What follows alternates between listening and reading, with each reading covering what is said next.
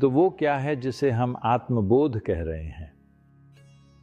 मान लीजिए आपको कभी पानी पीने का अनुभव नहीं है, और अगर मैं आपको ये बताने की कोशिश करूं कि पानी पीने पर कैसा महसूस होता है, तो क्या मैं आपको कभी बता पाऊंगा? तो इस बारे में बात ना करके कि महसूस कैसा होता है, हम इस पर बात करते हैं। और अगर मैं आपको ये बताने की कोशिश करूं कि पानी पीने पर कैसा महसूस होता है, तो क्या मैं आपको कभी बता पाऊंगा?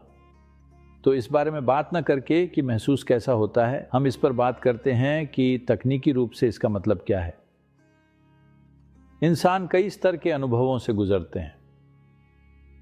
कुछ लोग बस भोजन और नींद अनुभव कर पाते हैं, कुछ लोग कुछ निर्माण करना जानते हैं, कुछ लोग काम करना जानते हैं, कुछ लोग कला के बारे में जानते हैं, कुछ लोग संगीत जानते हैं, कुछ लोग ड्रग्स, सेक्स और अन्य बहुत सी चीज़ों के बारे में जानते हैं।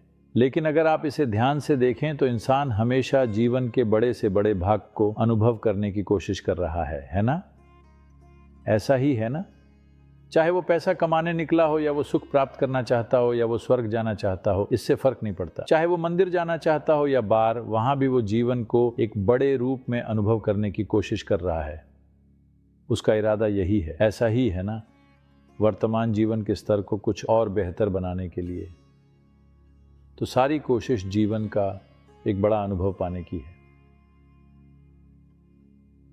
तो आपने जीवन के बहुत से टुकड़ों का अनुभव किया है। उनमें से कुछ अच्छे रहे हैं, शायद कुछ कड़वे भी, लेकिन आपने जीवन के कुछ टुकड़ों का अनुभव किया है। मान लीजिए कि आपके पास अपने लिए पूरा टुकड़ा हो, तो मैं इसे आत्मबोध कहूंगा। आप अब टुकड़े नहीं खोज रहे, आप बहुत लालची हो गए हैं। आपको पूरा का पूरा चाहिए। हर वो चीज जिसे अनुभव किया जा सकता है, आप उसे अभी जानना चाहते हैं। अगर आप ऐसा कर पाएं तो इसे ही आत्मबोध कहेंगे। तो क्या यह बहुत मुश्किल है? बिल्कुल भी नहीं। आत्मबोध के बारे में सबसे मुश्किल बात यह है कि यह बहुत सरल है और यह सबसे स्पष्ट है। चूंकि यह इतना स्पष्ट है, इसलिए पूरी दुनिया इसे नजरअंदाज कर देती है।